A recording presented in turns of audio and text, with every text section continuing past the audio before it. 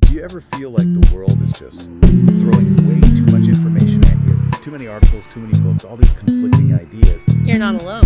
And our mission here is to give you that shortcut. We distill the critical knowledge for you right from the deep end of the source material. And today, we are diving into something fascinating, the hidden architecture of how we interact. We're going to look past the words, the meeting notes, and focus on three fundamental forces: space, timing, and intention. Yeah, and this deep dive is based on a whole stack of sources, everything from nonverbal communication guides to some pretty dense academic papers on proxemics, chronemics, social capital. And we're treating these three as totally inseparable. They're the core architecture of how we actually make meaning with each other. So the goal here isn't just to label a few gestures. No, not at all. It's to understand how your underlying goal, your intention, uses the physical setup, which is space, and the rhythm of the situation, the timing, to get an outcome. When you align all three, you're not just communicating anymore.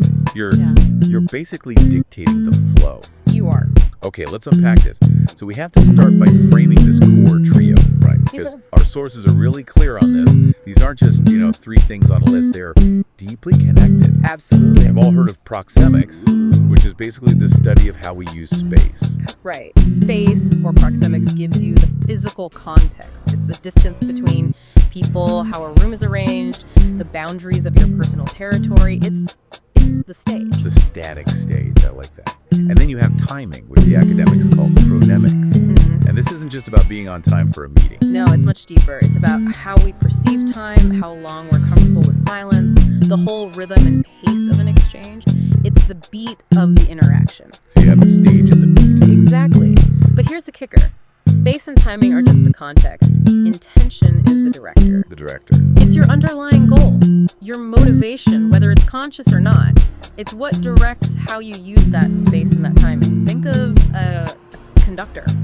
The orchestra's space and time is ready to go, but the conductor's intention determines if the music is fast and aggressive or slow and, intimate. So the big takeaway here is that an interaction's effectiveness isn't just what you say, it's the alignment of all three. A random gesture doesn't mean much. It's just noise. But when it's directed by an intention, it becomes a predictable, coded message. Precisely. If your intention is to dominate a conversation, you might use big, expansive gestures to take up space, and you might use sharp interruptions. That's timing. But if you want to collaborate, you'd do the opposite. You'd shrink the physical distance, and you'd give people more time to speak. The action only gets its meaning from the goal behind it. Okay, so if space, timing, and intention are the blueprint, let's see how that blueprint scales up. Now let's start with maybe the messiest place, group dynamics. Oh yeah. Board meetings, project teams, you name it. These three forces are always at play, shaping how well a group works together. Well, the physical setup, the space, is huge here. It's non-negotiable. A circular arrangement, for instance, where no one's really at the head of the table, that actively encourages discussion. It creates a feeling of equality because everyone can see everyone else. That setup physically reinforces an intention to collaborate. But if the goal is just to transfer information, a lecture, then a linear setup is better. Think of a classroom or an auditorium. That structure has a clear hierarchy.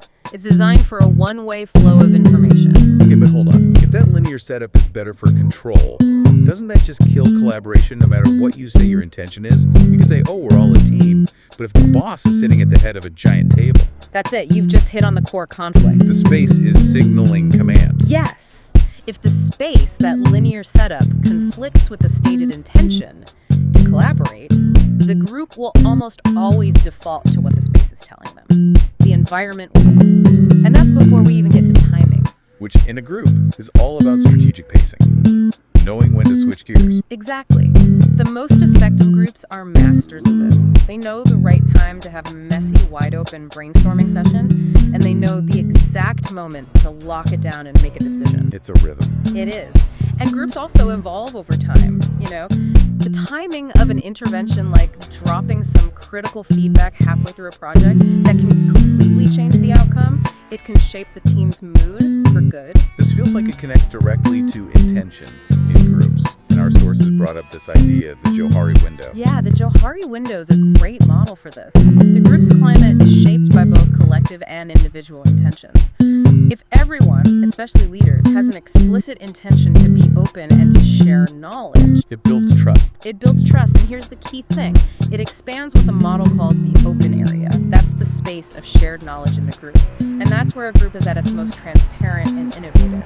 The intention literally creates the openness. Okay, that's the macro level, the whole group. But what about when we zoom way in to just one person, the individual body language? That's kinesics, right? That's kinesics, yep. The study of body movement. In this context, space translates directly into perceived power or threat. How your body takes up space. Exactly. Yeah. Using broad, expansive gestures, taking up more physical room, that communicates confidence, sometimes dominance. On the other hand, making yourself smaller, shrinking your body, that can signal deference or, feeling uncomfortable. That reminds me, I was waiting for a coffee once, and I must have stepped a bit too close to this guy's backpack on the floor. He turned around and just gave me this look. I had zero aggressive intention, none at all. But my lack of spatial awareness was immediately read as an invasion of his territory. That is a perfect illustration. Your timing was off, and it created a spatial threat, completely separate from your actual intention. The simple proximity was the message. And timing adds the force to that message. It adds the force. Think about the speed and rhythm of a movement. Contrast a slow, deliberate nod, someone considering what you said, with a sharp, sudden gesture. Like pounding a fist on the table. Bam! Exactly. That sudden change in speed reinforces the emotion, it adds meaning. If you're angry, that forceful movement is read as aggressive. The timing basically dictates the intensity. So here's the key takeaway for you listening. Your intention has to be aligned with your physical execution. Let's use an example, a contract negotiation. Your underlying intention is to close the deal. So your use of space, maybe leaning in slightly to show you're engaged, and your timing pausing deliberately before you speak, it all has to align. And if it doesn't, if you're leaning forward, but then you suddenly cross your arms and speed up your talking. The message breaks. The crossed arms, that closed posture, it signals disengagement. It completely defeats your goal of closing the deal. The whole physical performance either supports or betrays the goal. And if we connect this to the bigger picture, we can zoom out again to social dynamics. This is where space and time aren't just individual choices. They're often culturally determined norms that we learn. This is where you see cultural differences so clearly. Yeah. Every culture has its own rules about appropriate social and personal distance. Absolutely. In one culture, standing at arm's length away is normal for a conversation. In another, that same distance feels cold, like you're being shut out. And if you violate those ingrained spatial rules, those proxemics, it can instantly create discomfort, even conflict. Yeah. But it goes broader than that. Think about how we design our cities. Like public squares, maybe. Or just suburban sprawl. The physical design of our communities has a huge influence on whether we form social ties, whether we even interact with our neighbors. Space is literally the architecture for social capital. Then you have timing on a social level, which brings us back to chronamics and this key concept of time orientation. Right. Monochronic versus polychronic. And this is so critical if you work with international teams. It's everything. Monochronic cultures, they tend to see time as linear, like a checklist. Do one thing, then the next. Punctuality and schedules are rigid. And polychronic. Polychronic cultures often do many things at once. Schedules are flexible, interruptions are normal. The relationship, the immediate task, that's what's prioritized over the clock. And the consequences of getting that wrong are pretty severe. Oh, absolutely. If you're from a polychronic culture, your monochronic colleague doesn't see your flexibility as being efficient or relationship focused.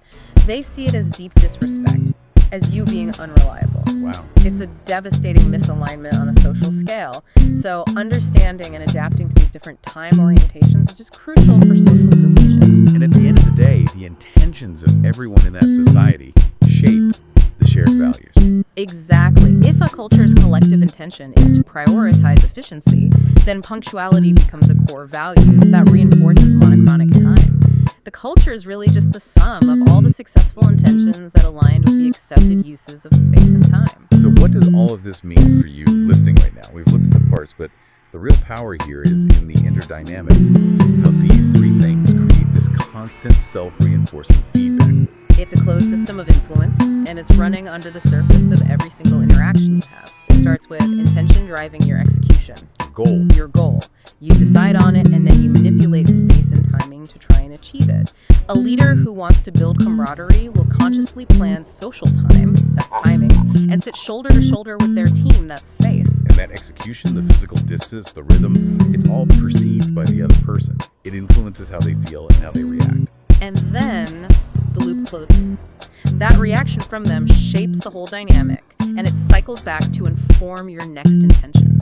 If the leader's attempt at camaraderie felt, forced or intrusive to the team, Their perception, yes, will cause the leader to maybe retreat or change their strategy next time. This is why successful interactions depend completely on aligning the intended message with the actual execution of space and timing, right? You can't just say you're empathetic. If your intention is empathy, but you're standing far away and your timing is rushed, the loop breaks, the message fails. You have to harmonize all three. So this deep dive really shows us that mastering nonverbal communication means you have to look beyond just one or two cues. You have to understand this critical interplay of the physical setup, the rhythm, and the underlying goal. And this leads to a really crucial final thought, a strategic insight that came directly from the cognitive science and our sources. The human brain, amazingly, is not primarily focused on what is happening right now. It's not. No. What really preoccupies the brain is predicting what is about to happen next. It's a prediction machine, through and through. That is a powerful idea. So if our brains are built to anticipate the future moment, then the skillful, intentional manipulation of space and timing becomes maybe the most potent strategic tool you have. By controlling the environment, you're not just acting in the present. You are preemptively guiding the other person's prediction of what comes next. you're shaping their future intention, their behavior. Subtly, yes, you are. So be mindful of these three dimensions in your next meeting, your next negotiation. You are not just communicating in the present, you are architecting the future.